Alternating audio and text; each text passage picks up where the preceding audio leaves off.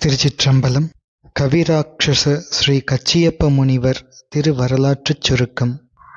மாதவம் செய்த தென்திசை என்ற சேக்கிழார் பெருமானால் புகழப்பட்ட தென்னாட்டில் சான்றோர்கள் உடையது என்று அவ்வை பிராட்டியாரால் பாராட்டப்பட்டது தொண்டை நாடு. இது தமிழ்நாட்டிற்குத் திலகம் போன்று அமைவது மிகச்சிறந்த தலங்கள் பலவற்றை தன்னகத்தே கொண்டது. தரையிடங்களில் சிறந்த காஞ்சியம்பதி போல் வரையிடங்களில் சிறந்தது தணிகை மால்வரையே என்று கந்தபுராண ஆசிரியர் ஸ்ரீ கச்சியப்ப சிவாச்சாரியாரின் வாக்கின்படி காஞ்சிபுரம் திருத்தணிகை என்ற 2 திருத்தலங்களை பெற்றது தொண்டை நாடு. இந்த 2 தலங்களுக்கும் தொடர்பு உடையவர் நம்முடைய கவிராக்ஷச ஸ்ரீ கச்சியப்ப முனிவர். காஞ்சிபுரத்தில் பரம்பரை சைவ வேளாளர் குலத்தில் அபிக்ஷிதர் மரபில் சற்றேறக்குறைய 250 ஆண்டுகளுக்கு முன் வந்து உதித்தவர் கச்சியப்ப முனிவர். அபிக்ஷிதர் மரபு என்றால் கொள்ளுப்பேரனால் அபிஷேகம் செய்து வைக்கப்பட்டவர் என்று பொருள். விளையும் பயிர் முளையிலேயே தெரியும் என்பதற்கு ஏற்ப கருவிலே திருவுடையவராக வந்து தோன்றிய முனிவர் பெருமான் அறிவு, அருள், ஒழுக்கம் முதலிய நற்குணங்கள் உடையவராக சிறந்து வளர்ந்து வருகின்றார். உரிய பருவத்தில் பெற்றோரால் பள்ளியில் சேர்க்கப்பட்டு கல்வி பயிலத் தொடங்கி கல்வி கற்றார். முன்னை தவப் பயன் காரணமாக மூர்த்தி, தலம், தீர்த்தம் என்று 3ஆலும் பயன் தரும் தலங்களை தொண்டை நாட்டிலே தரிசித்துக் கொண்டு சோழ நாட்டு தலங்களை வழிபடுவதற்காக சிதம்பரம் சென்று தரிசித்துக் கொண்டு திருவாவடுதுறையை அடைகின்றார். ஞான கோமுத்தி தலமாகிய திருவாவடுதுறை திருமடத்திற்கு உள் சென்று அங்கே திருக்கயிலாய பரம்பரை சித்தாந்த சைவ ஞானபானுவாகிய அருள் திரு நமசிவாய மூர்த்திகளை வணங்கி தொழுகின்றார். அப்பொழுது திருவாவடுதுறை ஆதீனத்தில் சின்னப்பட்டத்தில் எழுந்தருளியிருந்த அம்பலவான தேசிகரை தரிசித்து அந்த ஞானாசிரியரிடத்தில் சமய விசேஷ தீட்சைகளை பெற்று துறவரம் பூண்டு நிர்வாண தீட்சையும் பெற்றுக்கொண்டார். பின்னர் சிவஞான போத திராவிட மாபாஷ்ய கர்த்தராகிய ஸ்ரீ மாதவ சிவஞான யோகிகளை வித்யா குருவாக கொண்டு அவரிடம் இலக்கணம், இலக்கியம், தர்க்கம், மெய்கண்ட சாஸ்திரங்கள், பண்டார சாஸ்திரங்கள் மற்றும் பல நூல்களை ஐயம் திரிபர ஓதி உணர்ந்து மகாவித்வான் என்று புகழப்பட்டு ஸ்ரீ மாதவ சிவஞான யோகிகளின் தலை சிறந்த மாணவராக விளங்கினார். இவர் செய்யுள் இயற்றும் திறம், பழம்பாடலை மனப்பாடம் செய்து ஒப்பித்தல் போன்று இருக்கும் என்று புகழ்வார்கள். பின்பு கச்சியப்ப முனிவர் தலங்களை தரிசித்து கொண்டு வரும் பொழுது சில நாட்கள் திருவானைக்கா திருத்தலத்தில் தங்கியிருந்து திருவானைக்கா புராணமும் பூவாளூர் புராணமும் இயற்றி அருளினார்கள். பின்னர் கொங்கு நாட்டிற்கு சென்று அங்கே கோவை, பேரூர் சென்று மேலை சிதம்பரம் என்று புகழப்படும் அந்த தலத்தில் நெடுநாட்கள் தங்கியிருந்து அரச அம்பலவாணர் மீது பிரபந்தம் பாடியும் பேரூர் புராணத்தை மொழிபெயர்த்தும் அருளினார்கள். அதன் பின்னர் திருத்தணிகையை அடைந்து விசாக பெருமாளையர், சரவண பெருமாளையர் இருவருக்கும் தந்தையாராகிய கந்தப்பையர் முதலியவர்களுக்கு கல்வி கற்பித்து அருளினார்கள். அப்பொழுது பல தமிழ் அறிஞர்கள் பெரிதும் போற்றிய சீவக சிந்தாமணியை விட பெருமை பெற்றதாக திருத்தணிகை புராணம் என்ற ஒரு புராணத்தை தமிழிலே மொழிபெயர்த்து அருளினார்கள். சொல் அழகு, செய்யுள் நடை, சந்த நயம், பொருட்சுவை போன்றவைகளுள் தமிழில் உள்ள எந்த இலக்கியமும் இதற்கு இணையாகாது என்று அந்த தணிகை புராணத்தை ஓதி உணர்ந்தவர்கள் புகழ்கின்றார்கள். அத்தகைய தணிகை புராணத்தை அருளினார் ஸ்ரீ கச்சியப்ப முனிவர். அந்த தலத்திலே திருத்தணிகையிலே வாழ்ந்து கொண்டிருக்கும் பொழுது தம் மாணவராகிய கந்தப்பையருக்கு வயிற்றில் குன்ம நோய் உண்டாக தணிகை ஆற்றுப்படை என்ற பிரபந்தம் பாடி அந்த நோயை போக்கினார். மேலும் திருத்தணிகை 10 அந்தாதி போன்ற பிரபந்தங்களையும் அங்கிருந்த போதே இயற்றி அருளினார்கள். பின்னர் சென்னை மாநகரம் சென்று அங்கே சில காலம் வாழ்ந்து வந்தார்கள். அப்பொழுது அங்கிருந்த அடியார்களும் செல்வந்தர்களும் வேண்டிக் கொண்டபடி விநாயக புராணத்தை 2 காண்டங்கள் உடையதாக இயற்றி அருளினார்கள். சென்னை விநாயகர் பிள்ளை தமிழ் முதலிய நூல்களை இயற்றி அருளினார்கள்.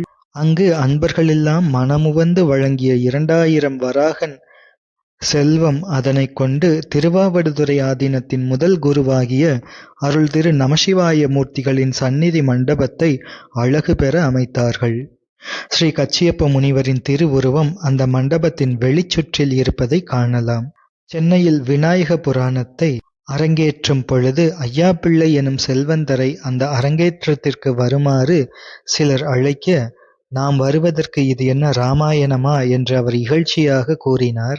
அதை மற்றவர்கள் முனிவரிடம் சொல்லாமல் மறைத்த பொழுதிலும் அதை அறிந்த கச்சியப்ப முனிவர் தம் விநாயக புராணத்தை தொடங்காமல் இராமாயணச் செய்யுள்களைக் கூறி அந்நூலின் முதல் 6 பாடல்களில் 100 குற்றங்களை காட்டினார். இதனைக் கேட்டு ஐயாப்பிள்ளை அவர்கள் வியந்து கர்வம் என்பதனை ஒழித்து உடனே 100 வராகனும் பட்டாடை முதலியனவும் கொண்டு பாத காணிக்கையாக வைத்து 8 உறுப்பும் தோய நிலத்திலே வீழ்ந்து வணங்கி சுவாமிகளின் பெருமையை அறியாது செய்த பிழையை பொறுத்தருளுமாறு வேண்டி நின்றார். அதன் பிறகு தமது விநாயக புராணத்தை தொடங்கி அரங்கேற்றினார்கள் கச்சியப்ப முனிவர் பெருமான் அவர்கள். கச்சியப்ப முனிவர் பெருமான் அவர்கள் சென்னை மாநகரில் தங்கியிருந்த பொழுது காஞ்சிபுரத்தில் எழுந்தருளிய ஸ்ரீ மாதவ சிவஞான யோகிகளிடம் அங்கிருந்த பல தமிழ் அறிஞர்கள் ஒன்று கூடி தாங்கள் செய்தருளிய, அதாவது ஸ்ரீமத் மாதவ சிவஞான முனிவர் செய்தருளிய காஞ்சி புராணத்தின் கடவுள் வாழ்த்தில் சங்கேந்து மலர்க்குடங்கை என்று தொடங்கும் சபாநாயகர் துதியை முதலில் வைத்து,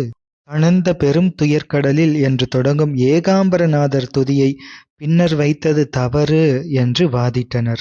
ஸ்ரீ மாதவ சிவஞான யோகிகள் தம்முடைய மாணவரான கச்சியப்ப முனிவரை கொண்டு அவர்களின் தலை மடங்கச் செய்ய வேண்டும் என்று மனத்தில் கருதினார். அதனை கச்சியப்ப முனிவருக்கு தெரிவிக்கின்றார். உடனே முனிவர் சென்னையிலிருந்து புறப்பட்டு காஞ்சி வந்தடைந்து அனைவரையும் ஏகாம்பரநாதர் சந்நிதி மண்டபத்தில் வந்து கூடுமாறு செய்கின்றார். பின்னர் அந்த புராணத்தை, காஞ்சி புராணத்தை விளக்கம் செய்பவர் போல தொடங்குகின்றார். காஞ்சிபுரம் ஸ்ரீ ஏகாம்பரநாதர் திருக்கோயில் ஓதுவாமூர்த்திகளை அழைத்து, இந்த தலம் கச்சி ஏகம்பத்திற்கு உரிய தேவார பதிகங்களிலிருந்து ஒரு பாடல் ஓதுக என்று கூறினார் கச்சியப்ப முனிவர். ஓதுவாமூர்த்திகளும் திருச்சிற்றம்பலம் என்று கூறி தொடங்கினார். அப்பொழுது கச்சியப்ப முனிவர் வாதம் செய்த அறிஞர்களை நோக்கி, இவர் திருச்சிற்றம்பலம் என்று கூறி தொடங்குகின்றாரே, அது சிதம்பரத்தில் இருக்கின்ற திருச்சிற்றம்பலம் அல்லவா? இங்கே காஞ்சிபுரம், எனவே பிருத்திவியம்பலம் என்றுதானே தொடங்க வேண்டும் என்று கேட்கின்றார். முனிவரின் இந்த வினாவை கேட்ட அளவில் வாதம் செய்த அறிஞர்கள் அனைவரும் பேசாது தலை கவிழ்ந்தனர். அதன் பின்னர் விநாயகர் காப்புச் செய்யுளுக்கு பின் கடவுள் வாழ்த்தில் முதலாவதாக உயிர்களின் போகம், வீடு பேர்களுக்கு காரணமான பஞ்சகிருத்திய நடனம் செய்தருளும் சபாநாயகர் துதியை கூறுவதுதான் முறையானது என்று பல நியாயங்களை எடுத்து விளக்கி அந்த அறிஞர்களுக்கெல்லாம் அருளினார். பின்பு காஞ்சியில் வீற்றிருக்க கருதி அங்கே இருந்த பொழுது தம்முடைய ஆசிரியர் திருவாக்கை சிரமேல் கொண்டு காஞ்சி புராணத்தின் 2வது காண்டத்தை மொழிபெயர்ப்பு செய்து அருளினார். நாம் எல்லோருக்கும் தெரியும், ஸ்ரீ மாதவ சிவஞான முனிவர் அவர்கள் காஞ்சி புராணத்தின் முதல் காண்டத்தை நமக்கு அருளினார்கள். அவரின் வேண்டுகோளின்படி அவரது மாணவரான கச்சியப்ப முனிவர் காஞ்சி புராணத்தின் 2வது காண்டத்தை மொழிபெயர்ப்பு செய்து அருளினார். பின்னர் பல அருள் நூல்களை இயற்றினார் கச்சியப்ப முனிவர் அவர்கள். ஸ்ரீ கச்சியப்ப முனிவர் அவர்கள் அருளிய நூல்கள் பின்வருமாறு: திருவானைக்கா புராணம், பூவாளூர் புராணம், பேரூர் புராணம், தணிகை புராணம், விநாயக புராணம் 2 காண்டங்கள், காஞ்சி புராணம் 2ஆம் காண்டம், அரசம்பலவாணர் மீது பிரபந்தங்கள், பட்டீசர் மீது பிரபந்தங்கள், சென்னை விநாயகர் பிள்ளைத்தமிழ், திருத்தணிகை ஆற்றுப்படை, பிரமேசர் பதிற்றுப்பத்து அந்தாதி, அருள் திரு கச்சி ஆனந்த ருத்ரேசர் களிநெடில், அருள் திரு கச்சி ஆனந்த ருத்ரேசர் பதிற்றுப்பத்து அந்தாதி, அருள் திரு கச்சி ஆனந்த ருத்ரேசர் வண்டு விடுதூது, அருள் திரு பஞ்சாக்கர தேசிகர் அந்தாதி, திருத்தணிகை பதிற்றுப்பத்து அந்தாதி. இவ்வாறு பல பிரபந்தங்களை அருளி சைவ சமய சித்தாந்த நெறிக்கு அருள் கொடைகளை வழங்கிய ஸ்ரீ கச்சியப்ப முனிவர் தம்முடைய நல் மாணாக்கர்களுக்கெல்லாம் கல்வி புகட்டி தமிழுக்கும் தொண்டு செய்து வாழ்ந்து வரும் வேளையில் சிவத்தியானம் முதலியவைகளை செய்திருந்து பொதுயுகம் 1790 சாதாரண வருடம் சித்திரை மாதம் 11ஆம் நாள் மங்கள வாரத்தில் புனர்பூச நட்சத்திரமும் வளர்பிறை சப்தமியும் கூடிய கும்ப லக்னத்தில் சிவபரிபூரணம் அடைந்து அருளினார்கள். இவ்வாறு கவிராட்சச ஸ்ரீ கச்சியப்ப முனிவர் பெருமானின் திரு வரலாறு அமைகின்றது. திருச்சிற்றம்பலம்.